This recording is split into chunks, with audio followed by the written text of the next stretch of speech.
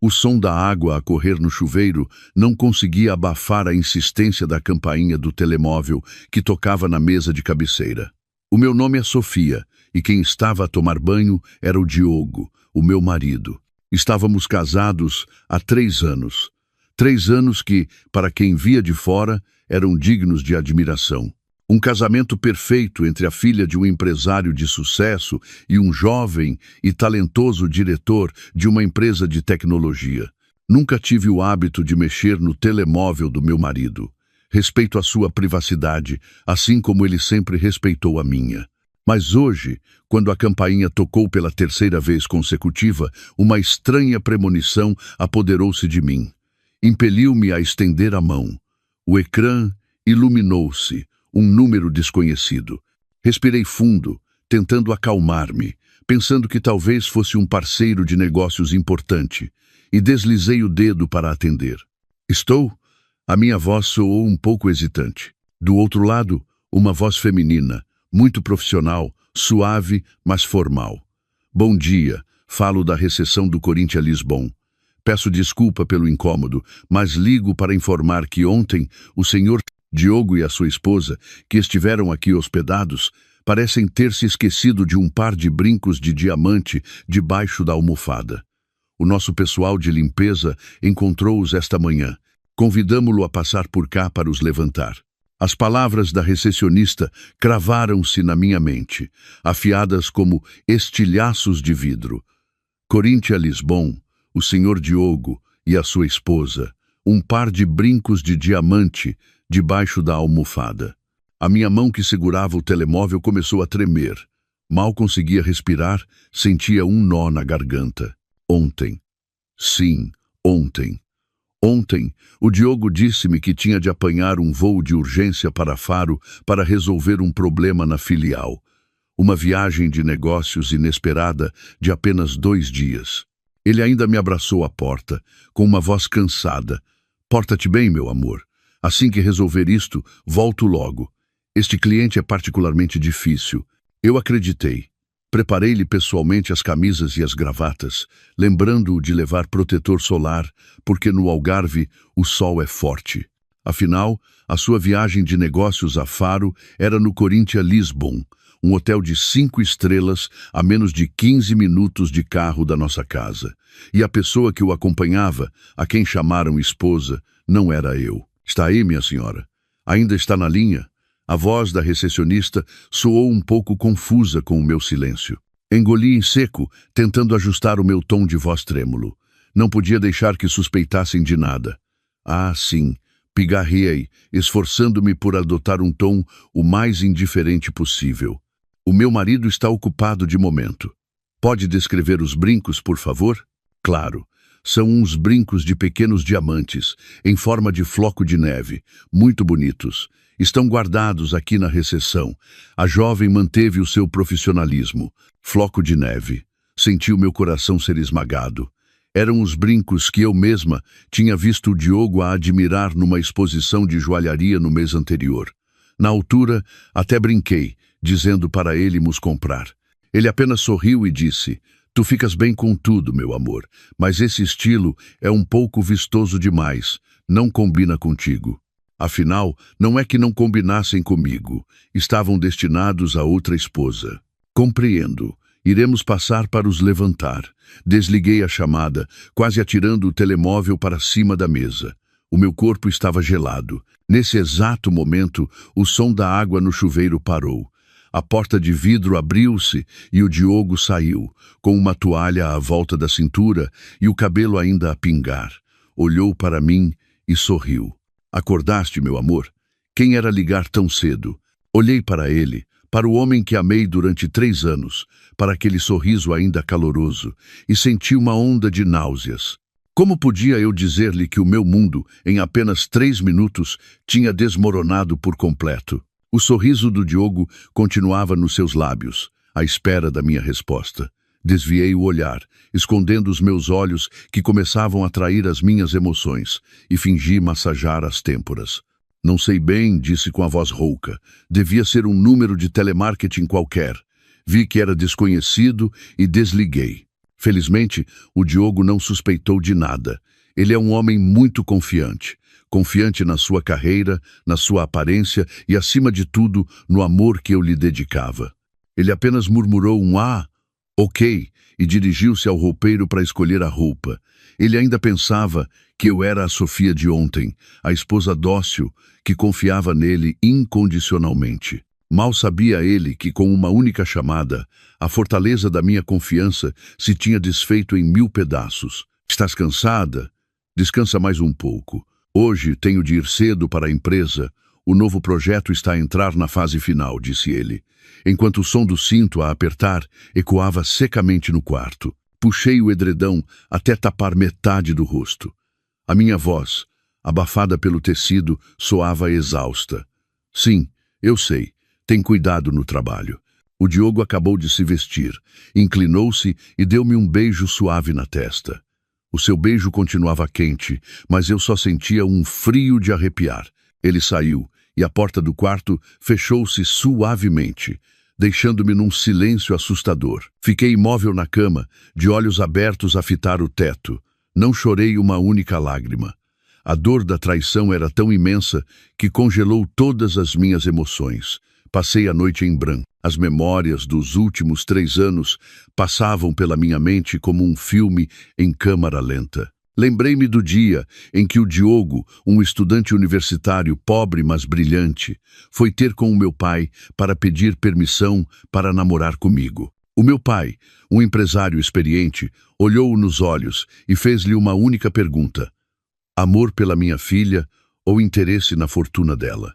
O Diogo, na altura, respondeu de cabeça erguida, sem hesitar: Senhor, amo a Sofia por quem ela é. Não preciso de nada da sua família, só preciso da Sofia. O meu pai olhou para ele durante um longo tempo e, por fim, acenou com a cabeça. No dia do nosso casamento, o meu pai chamou o Diogo ao seu escritório. Quando ele saiu, os seus olhos estavam um pouco vermelhos. Mais tarde, o Diogo contou-me que o meu pai lhe tinha dado um cheque. Dou-te este 1,5 milhão de euros, disse o meu pai. É o dote da Sofia. Mas não te dou para seres apenas o meu genro. Empresto-te para começares a tua carreira. Quero que possas erguer a cabeça, construir o teu próprio sucesso e sentir-te confiante ao lado da minha filha. 1,5 milhão de euros. Era uma quantia astronômica, um capital com o qual o Diogo nem nos seus sonhos mais loucos ousaria pensar. Com esse dinheiro, juntamente com a sua inteligência e perspicácia, o Diogo fundou a Tecnoavante. Em 3 anos, de uma startup desconhecida, a Tecnoavante tornou-se um nome de destaque no setor tecnológico. O Diogo tornou-se um jovem diretor de sucesso. A sua imagem aparecia em revistas de negócios. Ele tinha conseguido. Eu sempre me orgulhei dele. Aceitei ficar em segundo plano, ser uma esposa dedicada, cuidando da casa para que ele pudesse focar-se na carreira. Nunca lhe pedi dinheiro, pois eu também tinha o meu próprio pequeno ateliê de design. Mas nunca imaginei que o sucesso, a confiança que o meu pai lhe quis dar, se tornaria agora a arma que ele usaria para me ferir. Ele usou o dinheiro da minha família, trocado pelo meu amor e confiança, para sustentar outra mulher, para lhe comprar brincos de diamante caros e para a chamar de esposa num hotel de 5 estrelas. Quanto mais pensava, mais o frio se espalhava a partir do meu coração. O amor, a admiração, todos os sentimentos intensos dos últimos 3 anos arrefeceram subitamente, deixando apenas cinzas. Não, eu não podia desmoronar. Sou filha do meu pai. Não posso permitir que o sacrifício dele e a minha ingenuidade sejam pagos de forma tão barata. Aquele 1,5 milhão de euros não era apenas dinheiro, era a honra da minha família. A luz da manhã rompeu pela janela. Levantei-me de um salto, afastando o edredão com determinação. Tinha de agir, antes que fosse tarde demais. Não me permiti hesitar nem por um segundo. A decisão fria sobrepôs-se à dor. Abri imediatamente o roupeiro. As minhas roupas e as do Diogo ainda estavam penduradas lado a lado. Os meus vestidos de seda entre as suas camisas. Puxei uma pequena mala de viagem do canto do quarto. pegando apenas nos meus artigos de higiene pessoal, essenciais e algumas roupas.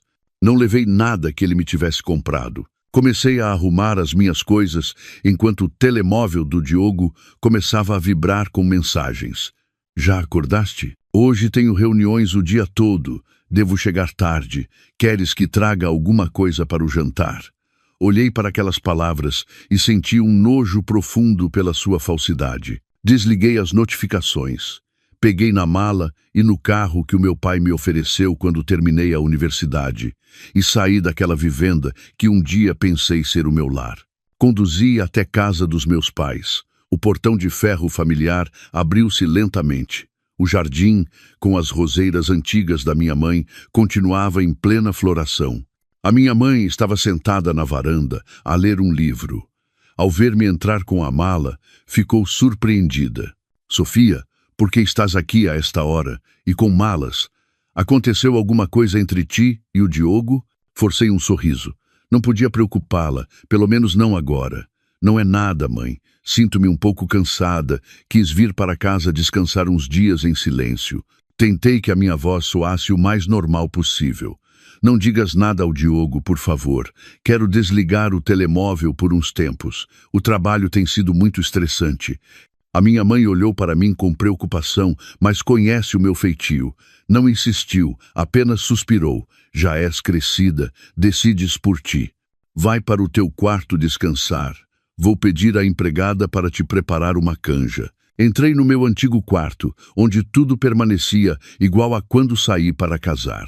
O cheiro familiar, a madeira de carvalho, deu-me uma sensação de segurança, mas também de distância. Eu já não era a princesa sonhadora. Fechei a porta à chave. O cansaço fingido desapareceu, dando lugar a uma lucidez assustadora. Peguei no telemóvel.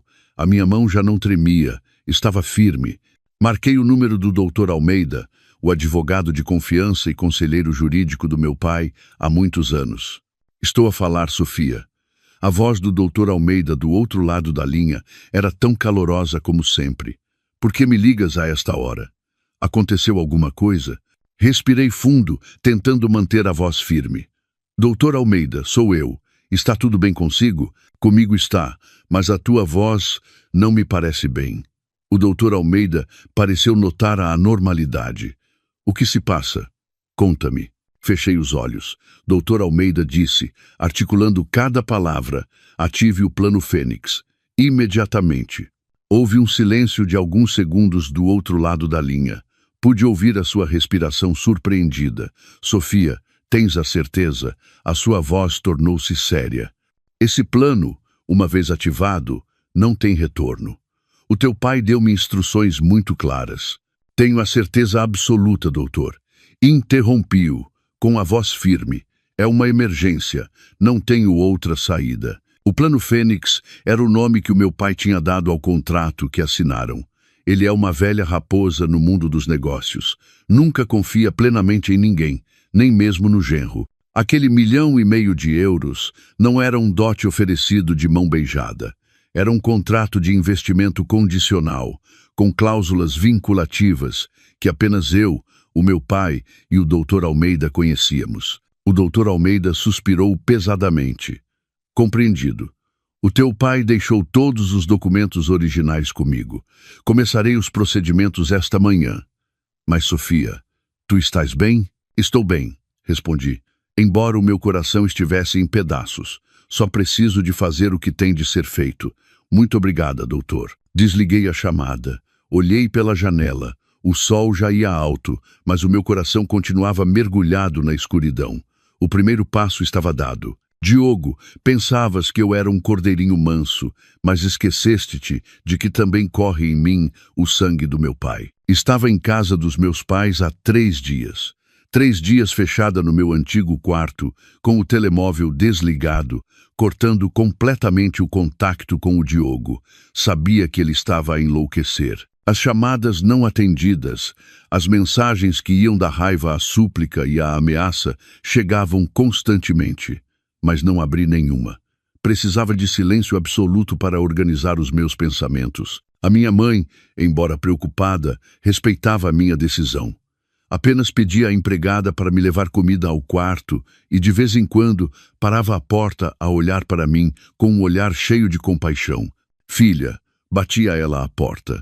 Aconteça o que acontecer, tens de comer. Se tu fores abaixo, o que será de mim?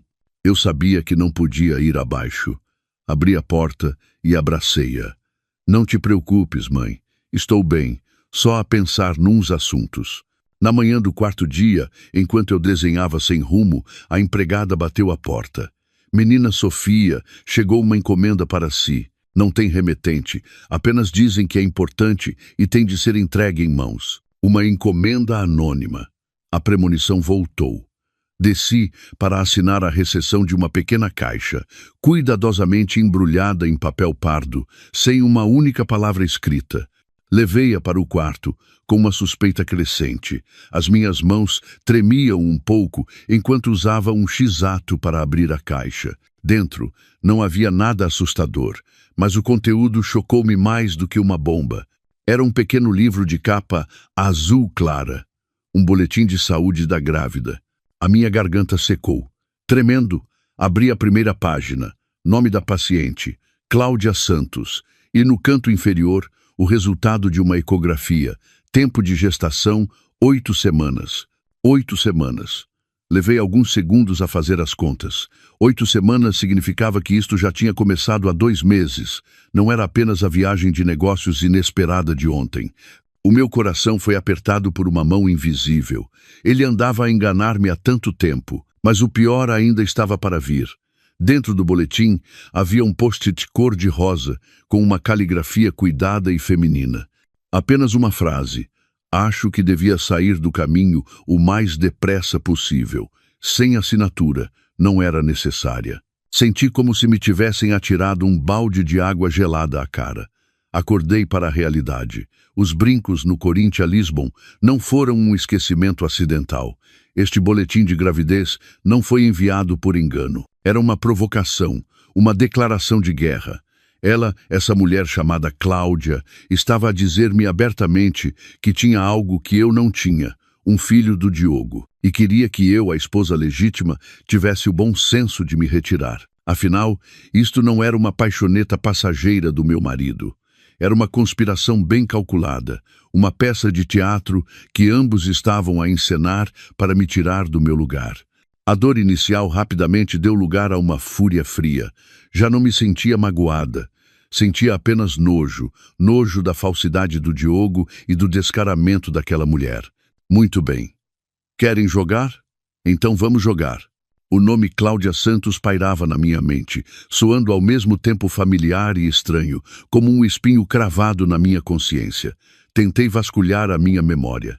Onde é que eu já tinha ouvido aquele nome? De repente, como um relâmpago, a memória voltou. Lembrei-me, Cláudia, a estagiária. Há cerca de 2 anos, participei numa gala de caridade da minha antiga universidade. Nesse dia, uma estudante do último ano, pequena e tímida, aproximou-se de mim com uma pasta debaixo do braço. Tinha o cabelo comprido, olhos grandes e um ar muito humilde. Disse que se chamava Cláudia, que vinha de uma aldeia pobre, que sonhava ser designer e que admirava muito o meu trabalho. Trouxe alguns dos meus desenhos, disse ela, timidamente, entregando-me a pasta. A menina Sofia podia dar uma vista de olhos e dar-me a sua opinião? Estou quase a terminar o curso e queria muito estagiar na Tecnoavante do seu marido, mas tenho medo. Fiquei muito impressionada com a sua educação e com o seu olhar ambicioso. Abri a pasta. Os seus desenhos ainda eram imaturos, mas tinham criatividade. Vi nela um pouco de mim mesma quando era mais nova, cheia de sonhos e de medos. Comovida com a sua história, sorri e disse: "Vou falar com o Diogo. Tem confiança." Naquela noite falei sobre o assunto com o Diogo. Lembro-me perfeitamente de ele ter descartado a ideia. A minha empresa é de tecnologia, não é um centro de caridade. E não gosto de miúdas com esse ar provinciano e lento. É uma perda de tempo a formar. Tive de o convencer. Dá-lhe uma oportunidade, por favor. Deixa-a estagiar na área de design de interface, nem que seja sem remuneração. Acho que ela tem potencial. Finalmente, apenas para me agradar, O Diogo concordou, a contragosto. No dia em que soube da notícia, a Cláudia ligou-me, com a voz embargada pela emoção. Muito obrigada, menina Sofia. Foi como uma irmã mais velha para mim. Nunca na vida me esquecerei disto. Depois disso, a Cláudia começou a estagiar na Tecnoavante. De vez em quando, eu perguntava ao Diogo por ela. Ele mantinha sempre uma atitude indiferente, até mesmo irritada. Estou farto dessa tua protegida, disse ele uma vez, zangado. Hoje estraga uma apresentação, amanhã chora porque um colega a repreendeu. Não sei o que viste nela. Assim que o estágio acabar, dispenso-a. Ao ouvir aquilo, senti-me culpada por o ter incomodado, e não voltei a perguntar pela Cláudia. Algum tempo depois, soube que ela tinha saído da Tecnoavante. Não dei mais importância ao assunto. E agora? 8 semanas. O boletim de gravidez na minha mão era a prova da minha estupidez. Afinal, as queixas do Diogo, o ar provinciano e lento que ele lhe atribuía, tudo não passava de uma encenação. Uma encenação sofisticada para esconder a relação deles debaixo do meu nariz. Ele não só me enganou, como me transformou numa idiota, usando a minha própria bondade como ponte para ele e a sua amante. Olhei para o post-it cor-de-rosa. Acho que devia sair do caminho o mais depressa possível.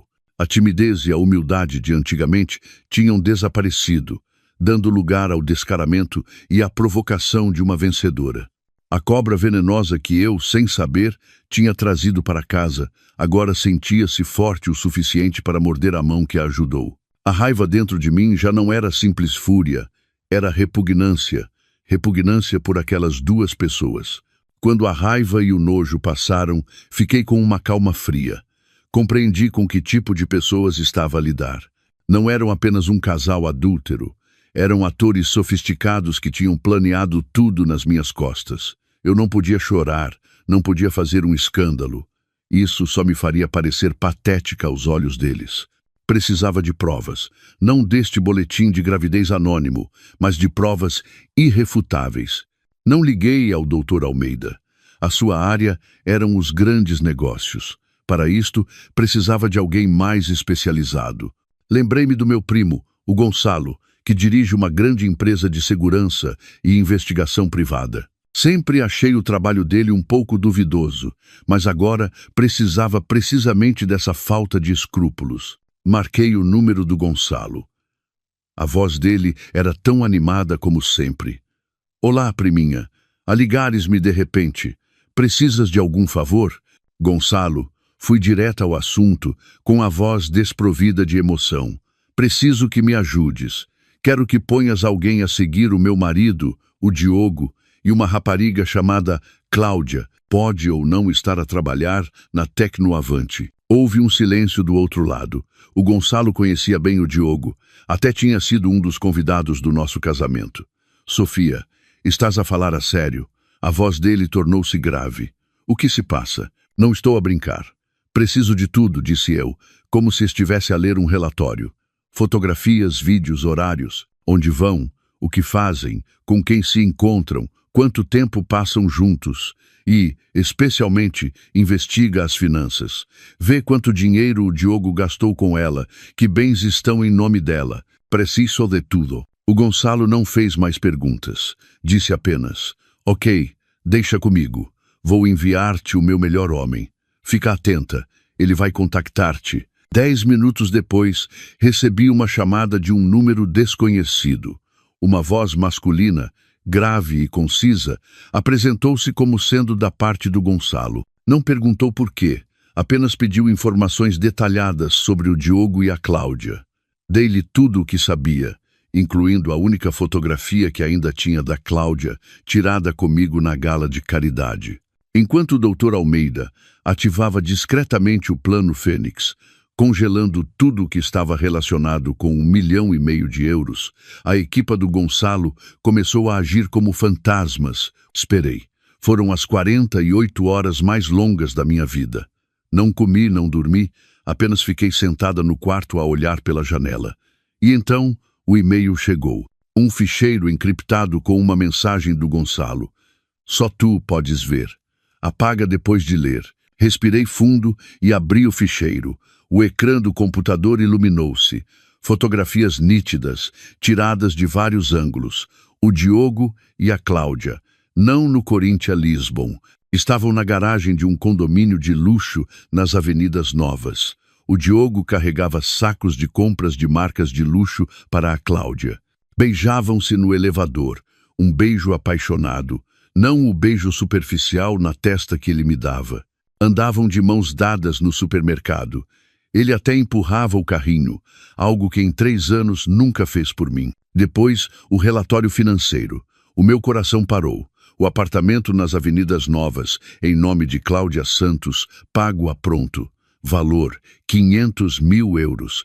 Um Mercedes branco, também em nome da Cláudia, 80 mil euros. E depois, os extratos bancários, presentes, transferências, viagens. Rolei o ecrã e a lista parecia não ter fim. Parei num valor total, quase 150 mil euros, apenas nos últimos 6 meses. 150 mil euros. Lembrei-me subitamente do mês anterior, quando falei com o Diogo sobre a igreja da nossa aldeia, que precisava de dinheiro para reparar o telhado. Ele suspirou e disse-me: "Oh, amor, a empresa está a passar por dificuldades. O dinheiro está todo empatado. Vê se tens uns 5 ou 10 mil euros das tuas poupanças para ajudar. É uma causa da nossa família." Ele não tinha 5 mil euros para a igreja, mas tinha 150 mil para sustentar a amante. Fechei o portátil. A imagem refletida no ecrã preto era a de uma mulher com os olhos secos e um sorriso gelado. O Diogo, a Cláudia e até a dona Lourdes, a minha sogra, que vivia a dizer que eu não sabia cuidar do filho dela. Pensavam que eu era uma idiota, fácil de enganar. Pensavam que 1,5 milhão de euros do meu pai era dinheiro grátis para eles esbanjarem. Os números 150 mil, 500 mil, dançavam à minha frente, frios e cruéis. Fechei todas as provas, mas o meu coração não conseguia acalmar. Sentei-me imóvel no quarto, a olhar para o jardim dos meus pais. Tinha pensado que era sortuda, que tinha casado com um homem talentoso, que me amava, que não precisava de me preocupar com dinheiro. Afinal, eu era apenas uma tola a dormir sobre as cinzas de uma mentira. Nesse momento, o meu telemóvel tocou. Era o Dr. Almeida. Respirei fundo, tentando recuperar a compostura antes de atender. Dr. Almeida, Sofia, posso ir à tua casa? Ou preferes vir ao meu escritório? Precisamos de falar, urgentemente. A voz dele era grave e séria. Pode vir à casa dos meus pais, doutor. Estou aqui. Meia hora depois, o Dr. Almeida chegou. Não veio sozinho. Trazia consigo 2 jovens advogados e uma pasta de documentos volumosa. Os meus pais, percebendo a gravidade da situação, retiraram-se discretamente, deixando-nos a sós na sala de estar. O Dr. Almeida pousou a pasta na mesa e empurrou-a na minha direção. O Plano Fênix, disse ele, lentamente, foi oficialmente ativado às 9 da manhã de hoje. Todas as contas relacionadas com aquele 1,5 milhão de euros foram temporariamente congeladas por ordem do tribunal. A meu pedido, assenti, apertando as mãos inconscientemente. Doutor, eu quero saber exatamente. O Dr. Almeida compreendeu. Abriu a pasta e tirou um contrato original, carimbado a vermelho. Este é o contrato que o teu pai e o Diogo assinaram antes do vosso casamento. O nome oficial é Contrato de Investimento Preferencial, ele explicou. Afinal, aquele 1,5 milhão de euros não era um dote, como o Diogo gostava de se gabar. Era um investimento a prazo de 3 anos, com juros zero. O meu pai, através de uma das suas empresas, injetou o dinheiro na Tecnoavante do Diogo em troca de 40% das ações. Mas isso não era tudo. O Dr. Almeida virou para a última página. O teu pai é uma velha raposa, Sofia. Ele antecipou tudo. Apontou para uma pequena cláusula, impressa em letra miúda num anexo. Cláusula 7,4. Cláusula de moralidade conjugal. Esta é a parte mais importante. Prendi a respiração enquanto lia. A cláusula estipulava claramente: O investimento de 5 milhões de euros só seria válido enquanto o Diogo mantivesse uma relação matrimonial legal e fiel comigo, Sofia Melo. No caso de o Diogo violar este compromisso, o contrato tornar-se-ia imediatamente nulo. Nulo? O que isso significa? Perguntei, com a voz a tremer. Nulo, disse o doutor Almeida, com uma voz firme, significa que o Diogo teria de devolver imediatamente a totalidade do capital de 5 milhões, acrescido de uma penalização de juros de 20% ao ano a contar da data da assinatura. E os 40% das ações da Tecnoavante, que ele usou como garantia, seriam automaticamente transferidos para a tua posse. O meu coração batia com força. 20% ao ano, durante 3 anos, era uma fortuna. Ontem, Sofia, fez exatamente 3 anos que o contrato foi assinado, disse o doutor Almeida. O prazo terminou. Mesmo que o Diogo não tivesse violado o contrato, teria de devolver o dinheiro ou renegociar. Mas agora ele violou a cláusula 7,4. Temos todas as provas. Não precisas de te preocupar. Olhei para o contrato. Antigamente, tinha criticado o meu pai por ser tão calculista com o genro. Agora, compreendia. Ele não estava a ser calculista, estava a proteger-me. Deu ao Diogo um caminho para ser um homem honesto, para provar o seu valor. Mas o Diogo, por sua própria escolha, escolheu o caminho da traição. Depois de o doutor Almeida sair, fiquei sozinha na sala de estar. O peso daquele contrato ainda me oprimia. Não sentia alegria, sentia um cansaço infinito. Eu tinha amado aquele homem. Tinha me orgulhado dele. E agora tinha de usar cláusulas legais frias para lutar contra ele. Voltei para o meu quarto e liguei o telemóvel, que estivera em modo de avião durante quase uma semana. Centenas de mensagens e chamadas não atendidas inundaram o ecrã, quase bloqueando o aparelho. A maioria era do Diogo. Li as primeiras mensagens. No primeiro dia em que saí, ele ainda estava indiferente. Onde estás? Por que desligaste o telemóvel? Estás zangada com alguma estupidez outra vez? Estou ocupado em reuniões. Falamos à noite. No segundo dia, ao não conseguir contactar-me, começou a parecer preocupado. Sofia, onde estás? Foste para a casa da tua mãe, não foi? Por que não atendes? Liguei à tua mãe e ela disse que estavas cansada e não querias falar. Cansada de quê? No terceiro dia, a preocupação transformou-se em raiva. Sofia Melo, ainda me consideras teu marido? Que raio de cena é esta que estás a fazer? Atende o telemóvel. E depois, com o meu silêncio contínuo, a sua raiva deu lugar ao pânico. Talvez ele tenha percebido que a sua esposa dócil, desta vez, não estava a agir como de costume. A mensagem de ontem tinha um tom completamente diferente. Sofia, não consigo falar contigo. Fui à casa dos teus pais e eles dizem que não queres ver ninguém. O que se passa contigo? E a última mensagem, enviada minutos antes de eu ligar o telemóvel, era de pura súplica. Meu amor, volta, por favor. Peço desculpa. Eu sei que ultimamente ando ocupado e não te tenho dado atenção.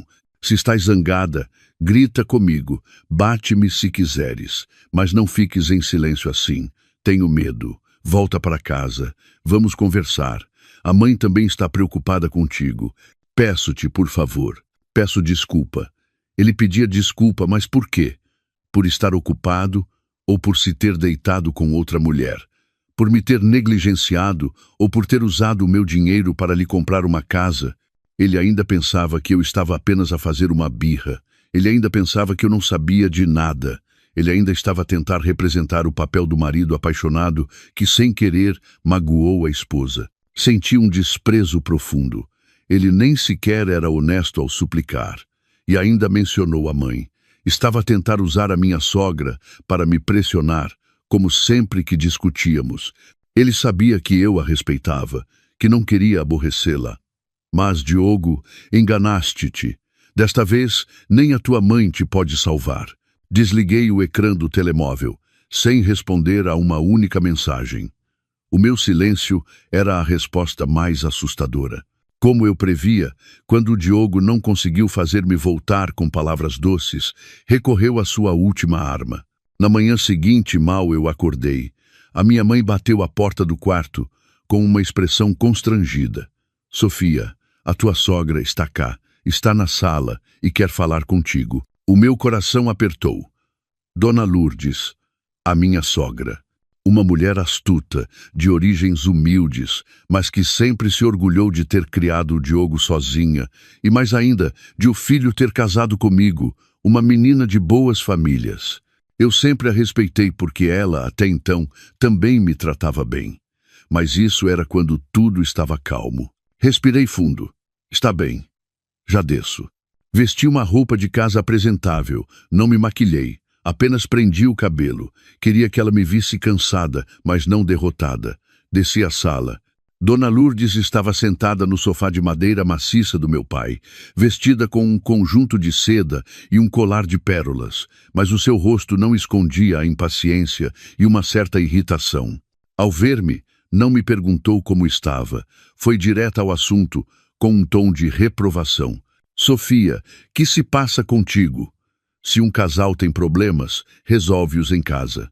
Não se foge para a casa da mãe durante dias, com o telemóvel desligado. Sabes o quão preocupado o Diogo está. Sentei-me na cadeira em frente, servindo calmamente um copo de água. Estou cansada. Vim descansar uns dias. Respondi, com a voz monocórdica. A minha atitude pareceu irritá-la. Bateu com a mão na mesa. Cansada, mas tu não fazes nada de cansativo. As mulheres, quando casam, têm de aprender a cuidar da casa, a compreender o marido. O Diogo é diretor, tem 1001 coisas para resolver lá fora. Chega à casa e a mulher não está. Achas que isto é aceitável? Ela começou o seu discurso habitual, que o Diogo era um tesouro, que era brilhante, que muitas raparigas andavam atrás dele, mas ele escolheu-me a mim, que eu tinha sorte e não sabia aproveitá-la. Vou ser sincera contigo, disse ela, inclinando-se para a frente e baixando a voz. Os homens, especialmente um homem talentoso como o meu filho, quando andam no mundo dos negócios, às vezes cometem um deslize. É normal. O importante é que ele sabe sempre voltar para casa. Ele continua a ser el teu marido. Tu és a esposa principal, a legítima. Tens de ser compreensiva, saber prendê-lo com jeitinho, não fazer birras e fugir de casa assim. Compreensiva. A palavra soava tão irônica vinda da boca dela. Olhei-a nos olhos. Mãe, e se esse deslize de que fala for ele usar o meu dinheiro para comprar uma casa e um carro para outra mulher? E se essa compreensão que me pede for aceitar que ele tenha um filho com outra pessoa? Isso eu não consigo fazer. O olhar da Dona Lourdes congelou. Ela claramente não esperava que eu fosse tão direta. Ficou um pouco atrapalhada, mas rapidamente recuperou a sua postura superior. Que disparate estás para aí a dizer? O Diogo não tem dinheiro para comprar casas e carros a ninguém. E desde quando é que o dinheiro dele é teu? Sim, assenti. É meu dinheiro. Ela ficou sem palavras, mas ainda tentou argumentar. Mesmo que ele tenha cometido um erro, também tens de olhar para ti. Se calhar, não soubeste agradar ao teu marido, não lhe soubeste dar um filho, não lhe soube dar um filho. Ri-me friamente. Estávamos casados há 3 anos. Tínhamos combinado esperar mais 2 anos para ter filhos, para ele se concentrar na carreira. Agora, essa razão tornava-se a desculpa para ela me culpar. Olha, não vou discutir mais contigo, disse ela, levantando-se e dando-me um ultimato. És a mulher do Diogo, tens de voltar para a casa do teu marido. Dou-te o dia de hoje para pensares. Amanhã venho buscar-te. Se não voltares, não te queixes das consequências. Dito isto, saiu apressadamente, sem se despedir dos meus pais. Assim que ela saiu, a minha mãe entrou na sala, tinha ouvido tudo. Abraçou-me, com a voz a tremer. Meu Deus, filha, como é que eles te tratam assim? Que gente ingrata. Acalmei-a. Tem calma, mãe. Eu estou bem. Já estava à espera disto. Eu sabia que a Dona Lourdes não ia ficar quieta. Ela ia voltar para casa, repreender o Diogo. E depois, os dois iriam tentar forçar-me a aceitar a sua compreensão. Mas eles estavam enganados. Eu já não era a mesma. Olhei para minha mãe. Mãe, acho que devias ver isto. Fui ao quarto buscar a encomenda anônima que a Cláudia me tinha enviado e entreguei-lhe. A minha mãe abriu-a, tremendo. Viu o post-it cor-de-rosa. Acho que devia sair do caminho o mais depressa possível. O rosto dela ficou pálido. Depois, abriu o boletim de gravidez. Cláudia Santos, 8 semanas. Mas... o que é isto? Gaguejou ela, quase desmaiando. Segurei-a. É por isto que eu não posso ser compreensiva, mãe, disse eu, com a voz firme. Nem tive tempo de decidir o que fazer com o boletim, pois no dia seguinte a dona Lourdes voltou. Desta vez, veio mais cedo e não veio sozinha. O Diogo estava com ela. O Diogo parecia acabado. Tinha olheiras profundas, a barba por fazer. Mal me viu, correu na minha direção, tentando pegar na minha mão, mas eu recuei. Sofia, chamou ele, com a voz rouca. Volta para mim. Peço desculpa, eu errei. A culpa é toda minha. A dona Lourdes, ao lado, também mudou de atitude. Já não era agressiva como no dia anterior. Agora chorava. Sofia, minha filha, peço-te, perdoa o Diogo desta vez. Ele foi um tolo, foi enganado por aquela raposa. Ele já percebeu o erro. Volta para casa. Eu prometo que resolvo o assunto com aquela rapariga. Não a deixo ter o bebê. Olhei para ela com um sorriso gelado. Resolve como, mãe? Se ela até já me enviou o boletim de gravidez para casa. O quê? O Diogo ficou atônito. Olhou para mim. Boletim de gravidez? Quem enviou? A dona Lourdes também se assustou. Que estás para ir a dizer? Que boletim de gravidez? Não disse nada. Fui ao quarto, peguei no boletim e no post-it e pousei-os na mesa. Foi ela que me enviou. E ainda me disse para sair do caminho o mais depressa possível. Ao ver o boletim, o rosto do Diogo ficou branco como cera. Recuou, tropeçou na mesa e quase caiu. Ele sabia. Mas a reação da dona Lourdes foi algo que eu nunca esquecerei. Ela correu, arrancou-me o boletim da mão. Nem olhou para o post-it. Fixou-se no resultado da ecografia. 8 semanas, 8 semanas. Eu pensei que ela ia ficar furiosa, que a ia insultar. Mas não.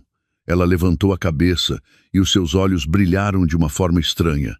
Olhou para mim, depois para o Diogo e de novo para o boletim. Diz, se é menino ou menina, perguntou ela, com a voz a tremer de alegria. Fiquei estupefacta. Não podia acreditar no que ouvia. No momento em que o filho dela corria o risco de perder tudo, em que a nora estava a sofrer, a única coisa que lhe interessava era o sexo do bebê. Mãe, gaguejou o Diogo, também chocado com a reação da mãe. A dona Lourdes parecia já não ouvir nada, nem ninguém. Ignorou o Diogo, ignorou-me a mim, agarrou o boletim como se fosse um tesouro. Meu Deus, a família vai ter um herdeiro. Virou-se para mim e a sua atitude mudou 180 graus. Acabaram-se as lágrimas e as súplicas. Olhou para mim com uma mistura de pena e desprezo. Se tu não podes dar filhos, alguém tem de os dar. A nossa família não pode ficar sem descendência, gritou ela, revelando finalmente a sua verdadeira face. Ela já não precisava de mim, já não precisava do meu 1,5 milhão de euros. Só precisava do seu neto. Ótimo, ótimo, exclamou ela, batendo nas coxas. Se for rapaz, é o meu neto herdeiro. Diogo, não precisas de lhe pedir mais desculpa. Se ela não pode ter filhos, a culpa é dela. Olhou para mim com um sorriso cruel. Fica aí a pensar. Eu tenho de ir ver como está o meu neto. Aquela rapariga, a Cláudia, não é? Precisa de ser bem alimentada, imediatamente. Dito isto, virou costas e saiu, deixando-me a mim e ao Diogo na sala, num silêncio mais assustador do que uma tempestade. A verdade, dita pela boca da dona Lourdes, doeu mais do que a traição do Diogo. Ela não era apenas cúmplice, era a instigadora. Precisava de uma máquina de fazer bebés. E como eu não cumpria essa função, estava pronta a descartar-me para receber outra, desde que lhe desse o tão desejado neto. Depois daquele dia, deixei de me esconder. Tinha razões mais do que suficientes. Liguei o telemóvel e enviei uma mensagem ao Diogo. Não li as súplicas dele. Apenas escrevi: Hoje, às 19 horas. Restaurante Belcanto. Espero por ti. O Belcanto, um restaurante elegante e premiado numa rua histórica, foi o local onde o Diogo me pediu em casamento. Escolhi aquele lugar não por nostalgia, mas para o fazer lembrar. Onde o amor começou, seria também onde terminaria. Passei a tarde a preparar-me. Não escolhi um vestido deslumbrante para o fazer sentir arrependimento. Optei por um simples vestido de seda preto, de corte impecável. A única joia eram os brincos de pérola que o meu pai me ofereceu. Maquilhei-me de forma subtil, mas o suficiente para esconder o cansaço das noites mal dormidas. Precisava de aparecer como a protagonista, não como uma vítima. Cheguei mais cedo e escolhi uma mesa num canto tranquilo. Lembrei-me de que, 3 anos antes, naquela mesma mesa, o Diogo se ajoelhou e me pegou na mão. Sofia, casas comigo? Não tenho nada a não ser o meu amor e uma carreira a começar, mas prometo que passarei a vida inteira a fazer com que nunca te arrependas. Eu chorei de felicidade. Pensei que era a mulher mais sortuda do mundo. Afinal, a promessa de um homem é como o vinho. No início é doce, mas com o tempo pode azedar. Às 7 em ponto, o Diogo apareceu. Estava mais magro, o fato caro parecia largo demais. Ao ver-me, apressou-se, o rosto uma mistura de alegria e ansiedade, como um náufrago que encontra uma boia. Sofia, finalmente aceitaste encontrar-te comigo. Sentou-se, com a voz um pouco trêmula. Não disse nada, apenas o observei, com um olhar tão calmo que até a mim me surpreendeu. O meu silêncio deixou-o desconfortável. Chamou apressadamente o empregado e pediu o vinho de que eu mais gostava. Bebes um pouco? Como tens estado? Fiquei tão preocupado. Desligaste o telemóvel, não voltaste para casa. O empregado trouxe o vinho e o Diogo serviu-me, atrapalhado. Sofia, eu sei que errei. Começou ele o discurso que provavelmente tinha preparado. Ultimamente, a empresa tem me dado muito trabalho. Projetos novos, parceiros novos. Deixei-me levar. O estresse fez-me negligenciar-te. Peço desculpa. Bebi um gole de vinho. Ácido. Chamaste-me aqui. Finalmente falei, com uma voz que me soava estranha, apenas para pedires desculpa por me teres negligenciado. Não, não é só isso, apressou-se ele a dizer. Sei que a minha mãe foi à tua casa e ela disse coisas sem pensar. Ela é idosa, só quer um neto. Não fique zangada com ela. Eu já o repreendi. Soltei uma gargalhada fria que ecoou no ambiente elegante do restaurante. Diogo, tu achas mesmo que eu fugi de casa e desliguei o telemóvel durante uma semana porque estava zangada por me teres negligenciado ou porque a tua mãe quer um neto? O Diogo ficou imóvel, a olhar para mim, sem compreender. Então por quê? Ele ainda estava a tentar fingir. Olhei para ele, para o homem com quem partilhei a cama, e senti pena. Ele era um ótimo ator, mas infelizmente eu já não era a sua audiência. Diogo, disse eu, com a voz leve, não estás cansado de representar? Não quero perder mais tempo. Inclinei-me, tirei um envelope grosso da minha mala e empurrei-o pela mesa na sua direção. Um presente para ti. Vê o quão brilhante é a tua peça de teatro e a do neto herdeiro da tua mãe. O rosto do Diogo mudou de cor. Olhou para mim, depois para o envelope, com o pânico a crescer nos seus olhos. O que é isto, Sofia? Não brinques assim. Se há algum problema, conversamos. Não estou a brincar. Levantei-me, pegando na minha mala. Acho que devias ver isto sozinho. Considera o último presente que te dou. Não quero mais participar na tua farsa. Virei-me e comecei a andar. Não queria ver a sua expressão ao ver as fotografias. Não queria ouvir mais nenhuma desculpa esfarrapada. Já chegava. Sofia, espera! Ouviu gritar, seguido do som estridente da cadeira a ser arrastada. Mas não parei. Saí rapidamente do restaurante, passando por casais felizes, para fora daquele mundo de mentiras. Fui direta para a garagem. O ar frio e úmido da garagem despertou-me. Carreguei no comando para abrir o carro. Mas quando ia abrir a porta, uma mão agarrou-me o pulso com força, puxando-me. Perdi o equilíbrio e virei-me. Era o Diogo. Tinha corrido atrás de mim. O seu rosto já não mostrava preocupação ou remorso, mas sim pânico absoluto. Para quieta. O que é isto? Onde arranjaste estas coisas? Na sua mão estavam as fotografias que o Gonçalo me tinha enviado, espalhadas. A fotografia dele e da Cláudia a beijarem-se no elevador. A fotografia dele a carregar as compras de luxo, a fotografia em frente ao Mercedes branco e, misturada com elas, uma cópia do boletim de gravidez de 8 semanas. Tu investigaste-me, gritou ele, a voz a ecoar na garagem vazia.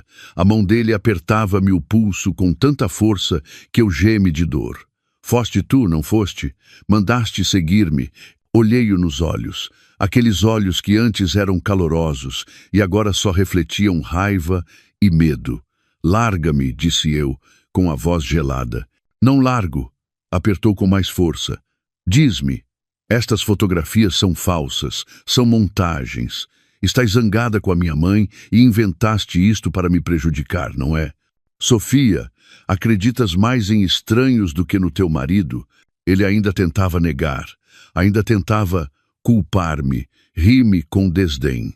Então diz-me tu, o apartamento de 500 mil euros nas Avenidas Novas em nome dela é falso ou verdadeiro? O carro de 80 mil euros é falso ou verdadeiro? Os 150 mil euros que lhe transferiste nos últimos 6 meses são falsos ou verdadeiros? A cada pergunta, o rosto do Diogo ficava mais branco. Ele ficou atordoado, largando-me o pulso. Não esperava que eu soubesse tanto. Tu, gaguejou ele. Percebendo que não podia mais negar, mudou subitamente de tática. Atirou-se a mim, abraçando-me com desespero. Sofia, desculpa, perdoa-me. Foi só uma vez. Um deslize, juro. Fiquei imóvel, deixando-o abraçar-me. Que abraço nojento. Eu também sou um homem, começou ele a chorar. Também tenho as minhas fraquezas. Foi ela que me seduziu, que me armou uma cilada. Eu só te amo a ti. És a minha mulher, Sofia. Perdoa-me desta vez. Amar-me. Empurrei-o com força. Amas-me, e por isso deitas-te com ela? Amas-me, e por isso deixas que ela engravide de 8 semanas? Amas-me, e por isso deixas que ela me envie o boletim de gravidez a dizer para eu sair do caminho? O Diogo, encurralado, percebeu que eu sabia de tudo. Não havia mais como negar. E quando um homem é levado ao limite, quando a sua última máscara de decência cai, o que resta é a sua face mais feia. Ele parou de tentar abraçar-me. Endireitou-se, limpou as lágrimas e olhou para mim com um olhar completamente estranho. Está bem, disse ele, com a voz rouca. Já não éramos tu e eu. Já que queres ser direta, também vou ser direto contigo. O meu coração falhou uma batida. Não por medo, mas porque percebi que o homem que eu amei tinha morrido de vez. Diz-me, gritou ele, e o grito ecoou nas paredes de betão da garagem. Estamos casados há 3 anos, e essa tua barriga já deu algum sinal de vida? Fiquei chocada. Não podia acreditar no que ouvia. Nós tínhamos combinado. Foi ele que me disse, Sofia, vamos esperar para ter filhos. A minha carreira está a começar. Dá-me 2 ou 3 anos. Quando estivermos estáveis, dou-te a ti e ao nosso filho a melhor vida possível. Eu concordei, feliz, porque o amava, porque confiava nele. Tomei a pílula discretamente durante 3 anos para que ele pudesse construir a sua carreira em paz. E agora ele usava essa mesma razão para me apunhalar no coração. Eu também sou um homem, disse ele, aproximando-se e apontando-me o dedo. Preciso de ter um filho. A minha mãe precisa de um neto. Se tu não podes dar, tens de aceitar que outra dê. Percebes? Olha para ti, gritou ele. A raiva a toldar-lhe o raciocínio. Além do rótulo de filha de rico, o que é que tu tens? Passas o dia em casa a fazer esses teus desenhos que não dão dinheiro nenhum. Sabes o quão duro eu trabalho lá fora? Se não fosses uma galinha que não põe ovos, disse ele, rangendo os dentes. Achas que eu me dava ao trabalho de ir procurar lá fora quem me desse um filho para continuar o nome da família? Galinha que não põe ovos. Cada palavra era como uma faca enferrujada a rasgar o meu orgulho. Esta dor era pior do que a da traição. Era uma humilhação. Fiquei apenas a olhar para ele. Não chorei, não gritei. Senti apenas pena. Pena do homem à minha frente, que a insegurança e a ambição tinham cego, a ponto de o transformar num monstro. Vendo o meu silêncio, ele pensou que me tinha subjugado. Soltou um riso de desprezo. O quê? Ficaste sem argumentos? Aproximou-se mais, com um ar superior. Agora digo-te eu, pensas que és grande coisa? Pensas que 1,5 milhão de euros do teu pai é muito? Esse dinheiro, disse ele, batendo no peito, uma vez na minha mão, é meu. Percebes? Como o uso, a quem o dou, é problema meu. Não tens o direito de te meteres. És minha mulher. Inclinou-se e sussurrou-me ao ouvido. E tens de aceitar. Se te portares bem, continuas a ser a mulher do diretor. Caso contrário, cerrou o punho, desaparece. Eu, o meu filho e a minha mãe vivemos muito bem sem ti. A minha mão, dentro do bolso do casaco, estava gelada, mas continuava a cumprir a sua missão. O telemóvel ainda estava a gravar. Ele ainda arfava depois da sua torrente de insultos, o rosto vermelho de raiva e talvez de presunção por pensar que me tinha encurralado. Esperava que eu chorasse, que suplicasse ou pelo menos que desmoronasse. Mas eu continuei ali, assustadoramente calma. Tirei lentamente a mão do bolso. Já acabaste? A minha voz soou clara, sem tremer, no ar abafado da garagem. A minha calma pareceu surpreendê-lo. Franziu o sobrolho.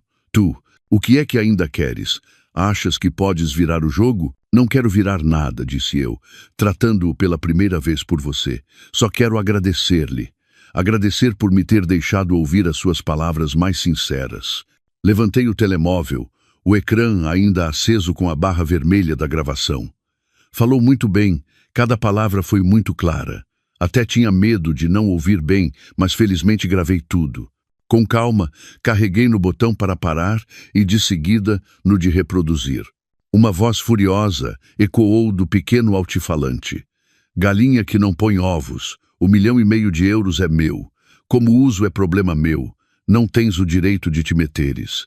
Caso contrário, desaparece. O rosto do Diogo mudou de cor, de vermelho para pálido, e depois para branco como papel. Tu, gaguejou ele, o pânico estampado nos seus olhos. Sua cabra, armaste-me uma cilada. Ele tentou arrancar-me o telemóvel, mas eu recuei um passo e parei a gravação. Cilada, ri-me, sem emoção. Se essas palavras não tivessem saído da sua boca, como é que eu lhe poderia armar uma cilada? Ou quero ouvir outra vez para ter a certeza? Tu, apaga isso. Apaga já, gritou ele, mas o grito já continha medo. É inútil, Diogo, disse eu, guardando o telemóvel no bolso. O ficheiro já foi carregado para o meu servidor privado. Mesmo que parta este telemóvel, não vai mudar nada. Ele ficou paralisado. Você acabou de dizer, olhei-o nos olhos, que 1,5 milhão de euros era seu, certo? E que o usava como queria. Eu não conseguia formar uma frase. Já se esqueceu? A minha voz era fria. Ou desde o início nem se deu ao trabalho de ler o contrato que o meu pai lhe deu a assinar. Aproximei-me dele. Desta vez foi ele quem recuou. Aquele 1,5 milhão não era um dote. Não era dinheiro que o meu pai lhe deu para sustentar amantes e netos. Era um contrato de investimento preferencial, disse eu, vincando cada palavra, a prazo de 3 anos, com juros zero. E a cláusula mais importante, que talvez tenha esquecido, era a 7,4. O compromisso de moralidade conjugal. Olhei profundamente nos seus olhos, que começavam a dilatar-se de terror. Essa cláusula dizia claramente que você só beneficiaria disto enquanto me fosse fiel. Se violasse o contrato, este tornar-se-ia imediatamente nulo. Levantei novamente o telemóvel. E você, Diogo, acabou de admitir verbalmente que violou o compromisso. Acabou de admitir que usou esse capital para fins ilícitos, para sustentar outra pessoa, e acabou de gritar que se apropriou dele. O Diogo cambaleou, apoiando-se no carro ao lado para não cair. Ele finalmente percebeu. Isto já não era um caso de adultério familiar. Era quebra de contrato. Era fraude. Obrigada pela confirmação, disse eu, como palavra final. Agora, pode ir para casa abraçar o neto herdeiro da sua mãe e esperar pela notificação do tribunal. O meu advogado entrará em contato consigo. Não olhei mais para ele. Entrei no carro e liguei o motor. Pelo retrovisor, vi o Diogo imóvel como uma estátua atingida por um raio. Acelerei, saindo da garagem, deixando para trás 3 anos de casamento e um traidor em ruínas. A luz do fim de tarde ofuscou-me, mas não pestanejei. A imagem do colapso do Diogo no retrovisor ainda me assombrava, mas a euforia da vitória que pensei que sentiria não apareceu. Em vez disso, senti um vazio, um cansaço avassalador. Não fui para a casa da minha mãe, nem para a nossa vivenda. Conduzi até ao escritório do Dr. Almeida. Não podia esperar mais. Não ia dar tempo ao Diogo para recuperar, para tentar virar a situação ou para desviar o que quer que fosse. Assim que entrei, o Dr. Almeida levantou-se. Preocupado. Sofia, por que vieste aqui? Dr. Almeida, interrompi-o. Tenho isto. Mostrei-lhe o telemóvel e pus a gravação a tocar. Observei-o enquanto ouvia. O seu rosto calmo endureceu e transformou-se em fúria quando ouviu o Diogo a chamar-me galinha que não põe ovos e a gritar que o dinheiro era dele. Quando a gravação terminou, o Dr. Almeida não disse nada, apenas desligou, devolveu-me o telemóvel e disse, com a voz grave, compreendo, não te vou perguntar como te sentes, vou perguntar-te o que queres fazer a seguir. Quero, olhei-o nos olhos, acabar com isto, imediatamente. Quero reaver tudo o que é meu, até o último cêntimo. O Dr. Almeida assentiu. Está bem. Esta gravação, juntamente com as provas do detetive e o contrato original, é mais do que suficiente. O Plano Fênix será ativado na sua totalidade. Virou-se para a sua assistente. Contacte o tribunal imediatamente. Apresente um requerimento de providência cautelar urgente para o arresto dos 40% das ações do Diogo na Tecnoavante, com base na cláusula 7,4. Motivo: violação grave do contrato, com indícios de apropriação indevida e dissipação de patrimônio. A assistente saiu imediatamente. Eles não vão ter tempo de reagir. Não te preocupes, disse ele, olhando para mim com alguma pena. O Diogo provavelmente ainda pensa que isto é uma discussão de casal. Mal sabe ele que o teu pai preparou uma armadilha legal, na qual ele acabou de entrar por vontade própria. Na manhã seguinte não saí de casa. Fiquei no quarto a olhar para o jardim. O Diogo tentou ligar-me dezenas de vezes, mas não atendi. Começou a enviar mensagens frenéticas. Sofia, desculpa, eu errei, estava bêbado, disse disparates. Perdoa-me. O que estás a fazer? Falaste com um advogado? Não faças isso, Sofia. Vamos conversar. Mas era tarde demais. Às 10 da manhã, o Dr. Almeida ligou-me. Está feito. O tribunal aceitou o requerimento. A ordem de arresto de bens foi emitida.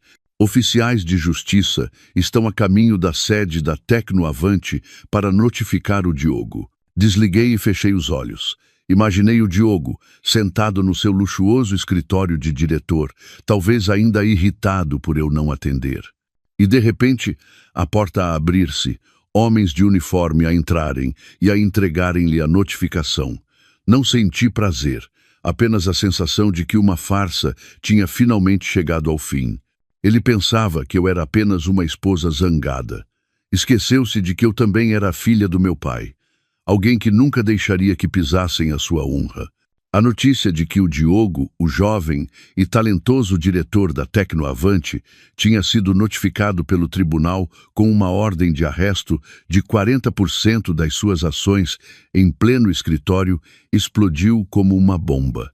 Não era apenas um escândalo pessoal, era um golpe fatal nos alicerces da empresa. Eu não estava lá, mas pude sentir o caos através do relato do Dr. Almeida, que há muito tinha infiltrado pessoas suas na Tecnoavante, não para vigiar o Diogo, mas para proteger o investimento do meu pai. O Diogo quase enlouqueceu ao receber a notificação. Gritou que era um engano, mas ao ver o selo do tribunal e o motivo, violação grave do contrato de investimento, cláusula 7,4, ele desabou na cadeira, pálido.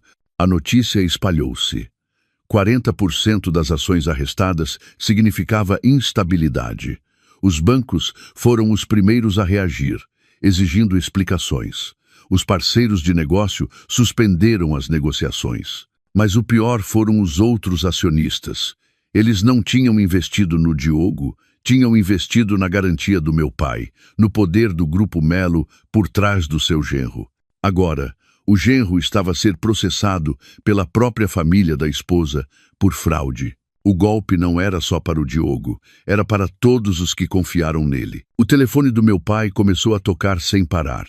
Os acionistas, os seus amigos de negócios, não ligavam para dar condolências, mas para exigir respostas. Melo, que raio se passa? Por que é que a tua família está a processar o rapaz? Ouvi dizer que ele usou o dinheiro da empresa para sustentar uma amante. É verdade? O meu pai respondia calmamente. Estejam descansados. Eu também sou uma vítima. A minha filha é quem mais sofre. Mas garanto-vos que os vossos investimentos não serão afetados, porque eu vou assumir o controlo. Os acionistas, velhas raposas dos negócios, não queriam saber dos meus sentimentos. Queriam saber do seu dinheiro. Perceberam que o Diogo, o gênio que admiravam, era um impostor. Se enganava a própria mulher, também os podia enganar a eles. Uma reunião de emergência do Conselho de Administração foi convocada. Precisamos de uma explicação do Diogo ou retiramos o nosso capital. O Diogo, que estava no auge da fama, viu-se cercado por aqueles que o aplaudiam. Estava a pagar o preço da sua arrogância. No meio do caos na Tecnoavante, recebi uma chamada inesperada.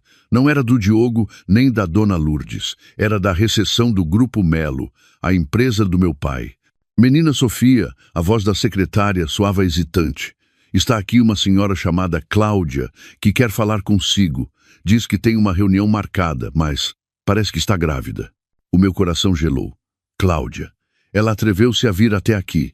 O seu descaramento era inacreditável. Enviar-me o boletim de gravidez não foi suficiente. Agora vinha com a sua barriga à empresa do meu pai, para fazer um escândalo. Onde é que ela está? Perguntei, com a voz assustadoramente calma. Está na sala de espera. Parece muito cansada, não para de chorar. Leve-a para a sala de reuniões número 3. Não deixe mais ninguém entrar. Traga-lhe um copo de água. Não queria confusão na recessão. O meu pai estava no escritório e eu não queria que ele fosse perturbado por este drama. Desci à sala de reuniões. A Cláudia estava sentada, encolhida. Já não era a estagiária tímida, nem a provocadora arrogante. Parecia pálida, exausta. A barriga de 8 semanas ainda não era muito visível, mas o seu rosto estava estampado de pânico.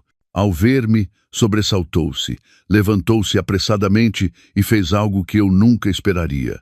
Ajoelhou-se no chão frio. Menina Sofia rastejou na minha direção, tentando agarrar-me às pernas, mas eu recuei. Eu peço-lhe, por favor, perdoe o Diogo. Fiquei a olhar para a mulher, ajoelhada a meus pés, para a barriga que ela protegia, e senti uma ironia profunda. Levante-se, disse eu, com a voz fria. O chão está frio, não faz bem ao neto herdeiro da família. As minhas palavras fizeram-na parar, mas logo voltou a chorar, ainda mais alto. Eu sei que errei, sou uma víbora, mereço morrer. Fui eu que seduzi o Diogo, ele é inocente. Por favor, retire a queixa, perdoe-o. Cruzei os braços a observá-la. Representa muito bem. De estudante inocente a amante descarada, e agora a namorada fiel disposta a sacrificar-se. Devo aplaudi-la? Não, eu não estou a representar. Levantou o rosto banhado em lágrimas. Eu também sou uma vítima. Se o Diogo for abaixo, o que será de mim e do meu filho? Ah, então era isso, finalmente a verdadeira razão. Inclinei-me e olhei-a nos olhos.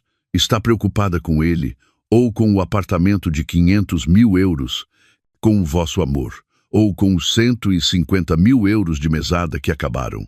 A Cláudia ficou em choque, sem fôlego, os olhos arregalados de terror. Não esperava que eu soubesse de tudo. Você não veio aqui pedir-me desculpa, continuei com desprezo. Nem veio salvá-lo. Veio salvar a sua mina de ouro, mas veio ao sítio errado. Devia procurar a mãe dele, não a mim. Não, não é isso, gaguejou ela, o medo a tomar conta dela. A sua reação confirmou tudo. Ela percebeu que eu não era a esposa tola que eles pensavam. Eu sabia de tudo. Acha que acredito nessas lágrimas de crocodilo? A minha voz continuava fria. Acha que não sei que foi você que me enviou o boletim de gravidez com a nota a dizer para sair do caminho? A Cláudia recuou, como se eu lhe tivesse dado uma bofetada. Eu. Confia muito no seu talento para a representação, não é? Ou na gravidez. Pensou que com isso me podia afastar e tornar-se a senhora diretora. A culpa não foi minha, gritou ela, encurralada. O medo transformou-se em raiva e começou a descarregar as culpas. Foi a dona Lourdes, foi a mãe dele, foi tudo por causa dela. Fiquei imóvel. Foi ela que me procurou, soluçou a Cláudia. Quando eu estava de 4 semanas, o Diogo ainda estava com medo. Queria que eu abortasse. Foi ela que veio ter comigo quando soube. O meu coração apertou. Então, o Diogo quis desistir, mas a mãe dele não.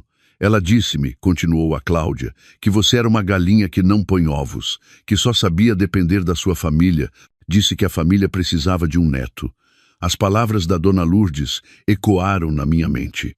Ela prometeu-me que, se eu lhe desse um filho rapaz, ela me aceitaria. Obrigaria o Diogo a divorciar-se de si. Foi ela que me ensinou a enviar-lhe o boletim para você sair pelo seu próprio pé. Meu Deus! Eu tinha subestimado a crueldade deles. Não era um caso de adultério. Era uma conspiração, uma peça montada pelos 3. E o Diogo também, continuou a Cláudia. No início ele hesitou, mas depois de a mãe falar com ele, concordou. Ele disse que você não o compreendia, que só se importava com o dinheiro do seu pai. Disse que, assim que tivesse o filho, se divorciava. Ele disse... A Cláudia hesitou. Disse o quê? Perguntei, com a voz dura. Ele disse que depois do divórcio, você sairia de mãos a abanar, porque não tinha filhos nem bens em comum, que a Tecnoavante seria toda dele e do nosso filho. Sair de mãos a abanar. Sem filhos. Finalmente compreendi. Eles não queriam apenas que eu desaparecesse, queriam que eu desaparecesse humilhada e sem um tostão. Pensaram que o facto de eu não ter filhos era a minha fraqueza fatal. Pensaram que eu era uma parasita. Tinham tudo calculado.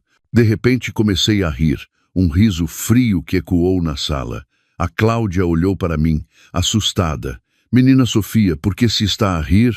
Estou a rir, disse eu, porque vocês planearam tudo muito bem, mas calcularam mal uma coisa. Esqueceram-se de que esta galinha que não põe ovos é quem detém 40% das ações e é a credora do 1,5 milhão de euros com que vocês estão a construir os vossos sonhos. Endireitei-me. Vá-se embora. E obrigada por me ter contado os últimos pormenores. Agora sei por que tenho de levar isto até ao fim. A reunião de emergência do Conselho de Administração da Tecnoavante foi marcada para as 9 da manhã do dia seguinte. Eu não fui convidada. Claro, o Diogo não ia convidar a sua galinha que não põe ovos para um evento tão formal. Mas eu não precisava de convite. Vesti o mesmo fato do jantar, um blazer branco por cima, e fui com o Dr. Almeida. Quando entramos na sala de reuniões, todos os olhares se viraram para mim. O ambiente estava tenso. Os acionistas, empresários que eu conhecia das festas do meu pai, estavam todos lá, com expressões sérias. O Diogo, na cadeira da presidência, parecia exausto. Ao ver-me, levantou-se de um salto, os olhos vermelhos. Sofia, que fazes aqui? Isto é uma reunião da empresa. Vai-te embora. Ainda tentava dar-me ordens, por hábito. Ignorei-o. Sentei-me numa cadeira vazia no fundo da mesa. O Dr. Almeida pousou a sua pasta de couro na mesa, com um som seco. Meus senhores, disse ele, com a voz firme, sou o Dr. Almeida, representante legal do Grupo Melo, e esta é a D. Sofia, em representação dos 40% de capital da Tecnoavante que se encontram arrestados. Estamos aqui como o maior credor e acionista fundador. Os acionistas começaram a murmurar. Um dos mais velhos, amigo do meu pai, bateu na mesa. Diogo, explique-se. Por que é que as contas da empresa estão bloqueadas? O que é essa cláusula 7,4? O Diogo, atrapalhado, olhou para mim com ódio. Meus caros, isto é um mal-entendido familiar, uma discussão de casal. Sofia, não faças mais cenas. Vai para casa, que eu resolvo isto. O Dr. Almeida riu-se. Tem a certeza de que isto é um assunto de família, Sr. Diogo? Quando usou o capital do Grupo Melo para comprar uma casa de €500 mil e um carro de 80 mil euros para sua amante? Quando violou gravemente o contrato? Isso é mentira, gritou o Diogo. Mentira? O Dr. Almeida não discutiu. Abriu o seu portátil e ligou-o ao projetor. Acho que, antes de começarmos, devíamos ouvir um áudio para percebermos melhor o estilo de gestão do nosso diretor. Ele carregou no play. A sala ficou em silêncio. A voz do Diogo ecoou, clara e distinta. Galinha que não põe ovos. Preciso de ir procurar lá fora quem me dê um filho. Alguns acionistas abanaram a cabeça, indignados. E depois, o refrão principal, €1,5 milhão de euros do teu pai, uma vez na minha mão. É meu, percebes? Como o uso, a quem o dou, é problema meu. Desaparece. Assim que a gravação terminou, a sala explodiu. Meu Deus, que ordinário! Ele disse que o dinheiro era dele. Isso é apropriação indevida, é fraude. O Diogo desabou na cadeira, sem uma gota de sangue no rosto. O Dr. Almeida fez sinal de silêncio. No projetor apareceu o contrato. Ele circulou a vermelho a cláusula 7,4 e a penalização de 20% ao ano em caso de violação. Meus senhores, continuou ele, com esta prova, o senhor Diogo admitiu a sua violação contratual e apropriação de capital. O Grupo Melo, como credor, exige a devolução imediata do capital de 5 milhões de euros, mais 900 mil euros em juros de penalização. Um total de 4 milhões de euros. 2.400.000, murmurou o Diogo, como se estivesse noutro mundo. Além disso, continuou o Dr. Almeida, exigimos um voto de confiança imediato. Não podemos permitir que um homem com esta falta de moral continue a dirigir a Tecnoavante.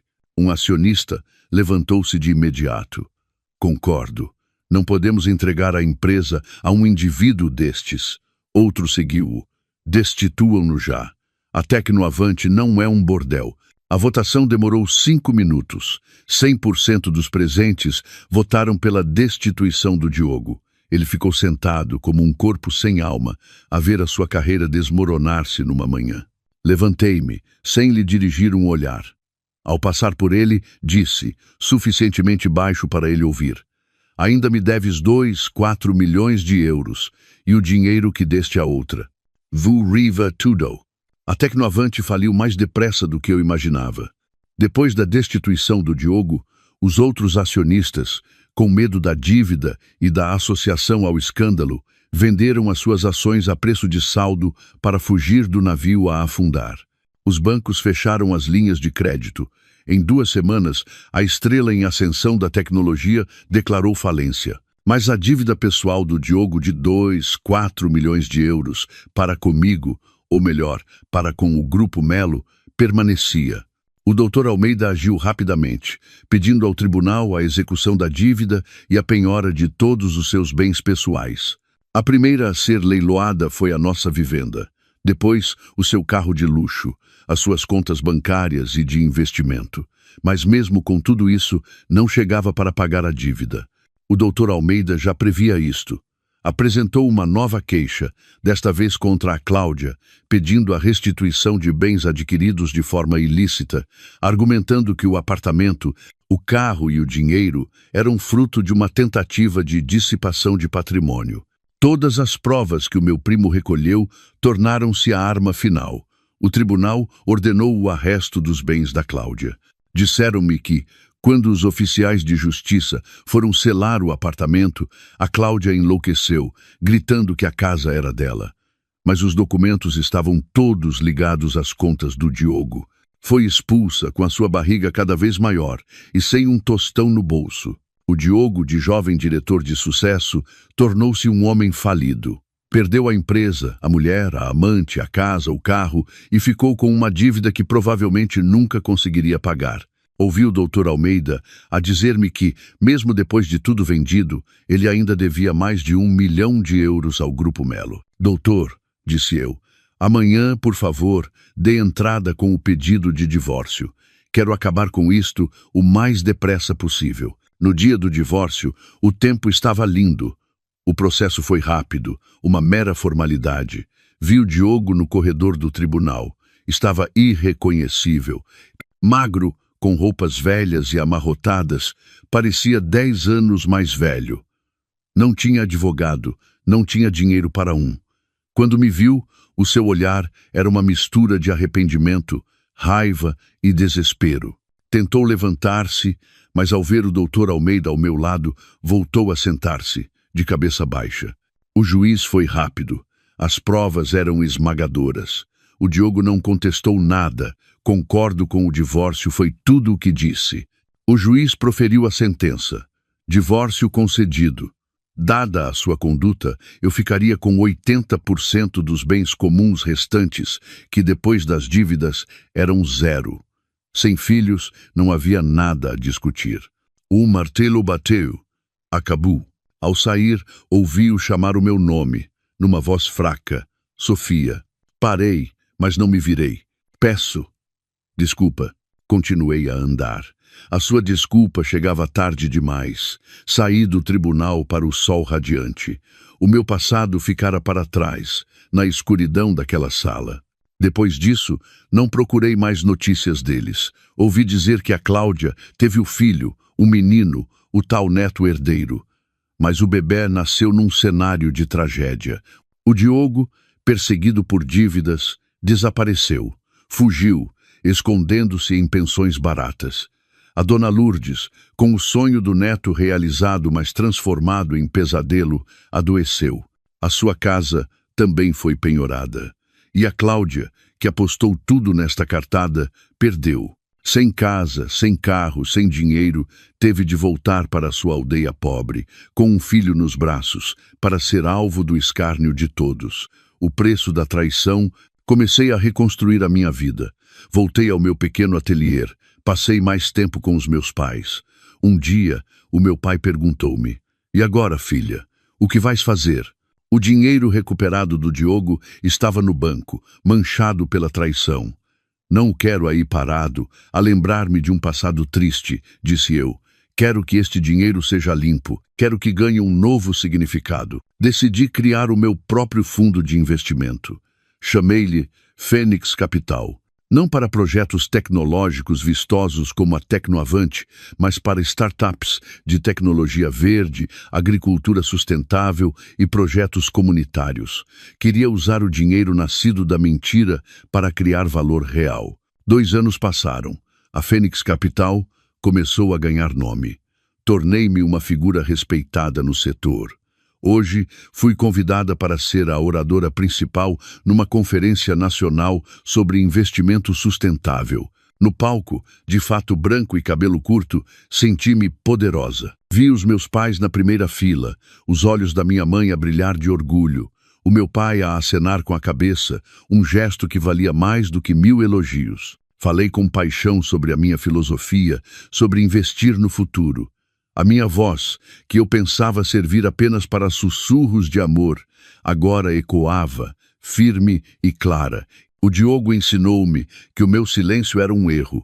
Agora, o mundo ouvia-me. No final, rodeada de investidores e parceiros, no meio dos aplausos, vi-o. A minha assistente tentava afastar um homem mal vestido, com um ar desesperado, que tentava chegar até mim com uma pasta na mão. O seu fato cinzento, barato e amarrotado era demasiado largo para o seu corpo magro. O cabelo estava despenteado, o rosto exausto. Era o Diogo. O tempo parou. 2 anos tinham-no desgastado a este ponto. O diretor arrogante e confiante dera lugar a um vendedor desesperado. Os nossos olhares cruzaram-se. O sorriso subserviente que ele tinha no rosto congelou, substituído por choque e confusão. Ele provavelmente veio procurar a investidora Sofia Melo, sem imaginar que era a galinha que não põe ovos que ele abandonara. A minha assistente ia chamar a segurança, mas eu impedia. Não é preciso. Ignorei-o, continuando a minha conversa.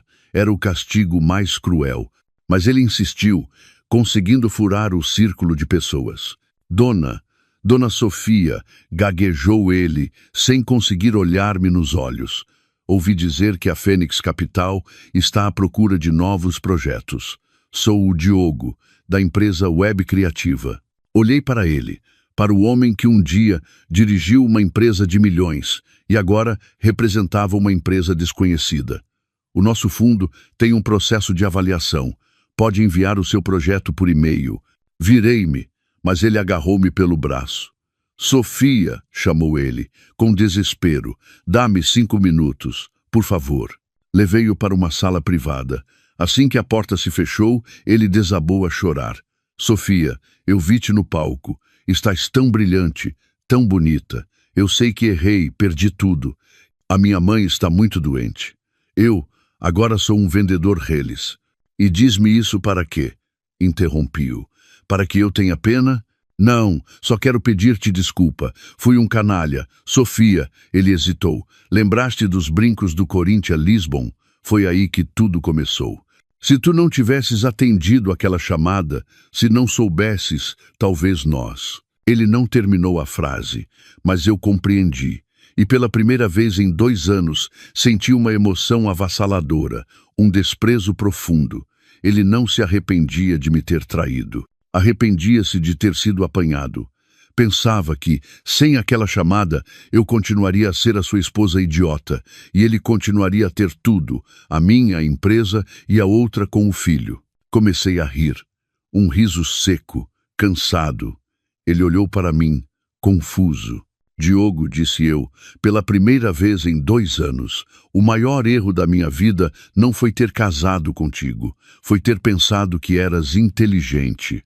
O problema nunca foram os brincos, continuei, apontando para o seu peito. A doença estava aqui, na tua falsidade, na tua ganância, na tua baixeza.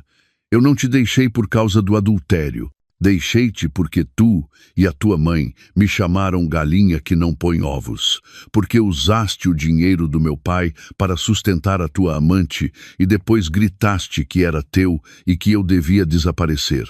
Lembraste da gravação? Ainda a tenho. O rosto dele ficou branco. Ele recuou, aterrorizado. Vieste aqui porque me viste no palco. Viste a Fênix Capital. Viste o dinheiro.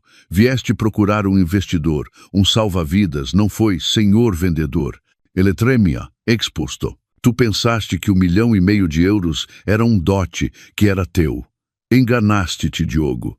Aquele dinheiro, disse eu, articulando cada palavra, nunca foi um dote. Tu não o merecias. Era o custo da minha juventude, o preço da minha confiança e dos meus 3 anos de vida que te dei. Usaste, sujaste, e agora que acabaste, tiveste de pagar. Simples assim. Custo da minha juventude, murmurou elle, incrédulo. Exato, nunca foi teu. Era uma dívida, e tudo o que perdeste foi o pagamento pela tua traição. Não fui eu que te roubei. Não disse mais nada. Ele ficou encostado à parede, a pasta a cair-lhe das mãos, os papéis a espalharem-se pelo chão. Finalmente, ele tinha entendido. Virei-me e saí, deixando-o para trás com a verdade e os seus projetos inúteis. Nunca mais o vi. Soube que ele deixou a cidade. A Cláudia também desapareceu com o filho. A dona Lourdes, sem o filho, o neto e o dinheiro, adoeceu gravemente. A lei do retorno. O tempo passou. O meu fundo cresceu. Encontrei alegria no trabalho, em criar valor real. Numa tarde de outono, no jardim dos meus pais, o meu pai perguntou: "Está tudo bem agora, filha?" Sorri. "Sim, pai. Está tudo bem. Já não sentia ódio. Ele foi apenas uma lição. Uma lição cara que a vida me deu. A sua traição acordou-me. Sem aquelas facadas, eu nunca teria tido a coragem de sair da minha gaiola dourada. Teria continuado a ser a Sofia, a esposa submissa, a definhar na sombra de um homem. Perdi 3 anos num casamento errado, mas ganhei-me a mim mesma, e acho que foi um preço justo. Olhei para o céu azul. O futuro era incerto, mas já não importava. Aprendi a fazer o meu próprio chá. Se é doce ou amargo, a decisão é minha. O passado estava encerrado. Um novo capítulo, escrito por mim, estava a começar. E eu estava pronta.